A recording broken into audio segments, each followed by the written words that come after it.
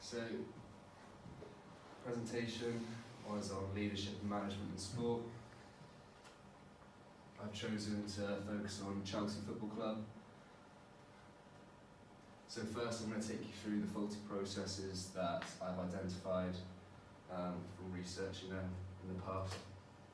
So the first one is racism. Chelsea Football Club have a reputation for their fans to be racist, not only to their players but to other players on opposing teams. So recently there was a case where Tammy Abraham recently received racist and abusive comments on social media after he missed the 5th penalty against Liverpool in the UEFA Super Cup, giving Liverpool the win. Due to that, he received a lot of racist and abusive comments online. And it's not the first time. The consequences of this is that players can feel a lot of pressure. So if they're not performing well, they know they're going to get a lot of backlash from it, adds pressure to them when they're performing. It also can demotivate the players as they don't feel like they're getting fan support. Next one I've identified is communication behaviour. In 2015, Jose Mourinho failed to get the transfer he wanted for the club. This was blamed on the poor communication between the manager and the owner of the club, Bramvich. By not getting these transfers, Chelsea team was weak for the upcoming season, meaning they got poor results and a bad league table position. They finished 10th in the league. Jose Mourinho also clashed with a lot of players, causing a divide in the team after he fired the club's physiotherapist, Yves Canero, which caused a divide in the team. Another one is another manager, this one focusing on the coach-athlete relationship. In 2019, Sarri stormed the pitch after arguing with David Luiz and Higuain during training. Sarri, who was Chelsea's head coach at the time, stated that he questioned his future with Chelsea, even though at the time he was still coaching them, and he led them to a third place position the year before in the Premier League and a final of the Europa Cup. Research shows that by having a poor player-coach relationship, it can affect motivation, focus and concentration, attention span and overall team cohesion, and their ability to cope with stress, as diminished, can also affect their performance. Another issue I have identified is leadership. In 2010, there was a big scandal where John Terry had an affair with a fellow teammate's girlfriend. John Terry at the time was captain for England and Chelsea Football Club, so he had a very high reputation. The results of this meant that his reputation and respect was negatively impacted. This could have also resulted in a lack of trust shown from each of the players on his team, meaning that his ability to captain and lead the team would be diminished. There'd be a divide with the players and not all the players would respect him anymore. Research has shown that effective sport leadership is fundamental to team achievement. So there's a divide in the team, and that is leadership is diminished because it will affect the performance greatly. Another one is their performance and execution. Chelsea Football Club won the Premier League in 2015, but in 2016 season they finished in 10th position, as I stated earlier.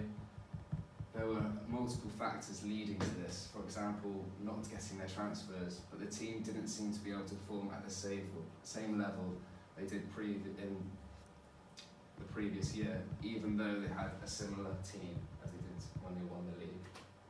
Solutions. To racism, Chelsea went on record to say that Chelsea finds all forms of discriminatory behaviour unacceptable.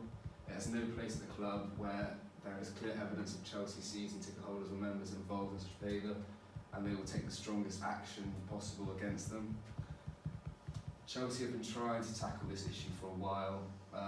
They have previously suspended 6 fans and they have banned 1 fan for life, obviously trying to set an example because he used abusive and threatening language towards Raheem Sterling, who was playing for Man City at the time. Communication and behaviour. There needs to be clearer and regular communication between the manager and owner of the club, and less complacency, as stated by journalists. Coaches and athletes have a unique relationship in which coaches can influence athletes' behaviours, performances and psychological and emotional well-beings through their own actions and behaviours.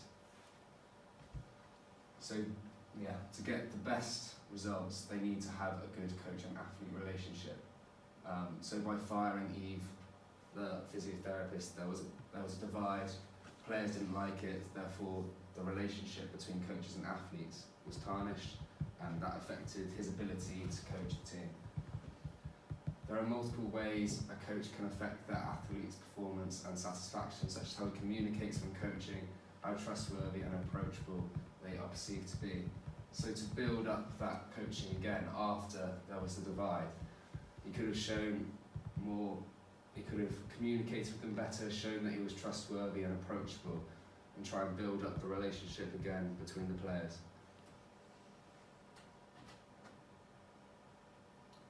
So the coach-athlete relationship is one of the most important components in sport.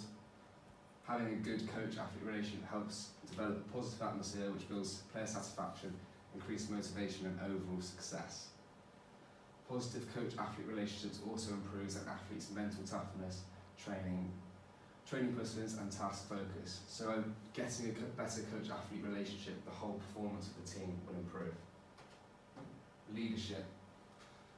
Coach suggested that athlete leadership is crucial for a team to perform. Athletes indicate that leadership should be widespread among teammates, such that 85% of the team's roster should be comprised of athlete leaders. In particular, 90% of a roster should be occupied by formal athlete leaders, while the remaining 66% by athletes occupying an informal leadership role within the team. So to fix the faulty process of Chelsea FC could replace John Terry as captain. All players on the team could step up and lead the team even though they are not captain or in a position of authority, for example, a manager. So if players are well trusted on the team, been there a long time, they're respected, although they are not in an authority position, they can still step up and lead the team. Research has shown that goal setting is an effective technique to improve athletes' performance. So when they had that bad season in 2016, finished in 10th position, one way Chelsea could improve that was by setting goals for the team. So there's two types of goals. There's outcome goals, which are conceptualised as more product-oriented, focusing on social comparison and object outcome, such as winning or losing in competition. Performance goals are usually defined in terms of their process focus, emphasising execution, improvement, and achieving specific performance standards.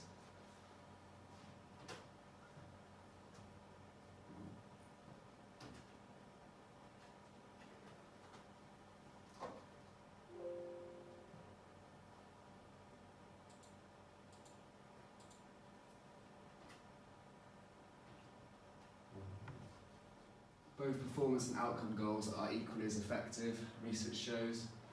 Therefore, to improve Chelsea's performance, they should have set a combination of both performance and outcome goals for the team and individual players to get the best results possible. Lastly, there's Steiner's model, which shows that actual productivity is potential productivity, the potential they have to perform at their best level possible, minus faulty group processes. So all these faulty group processes take away from their potential, and that's the actual productivity. So in the 2016 season, they had so many faulty group processes that took away from their potential, which meant they had a bad season.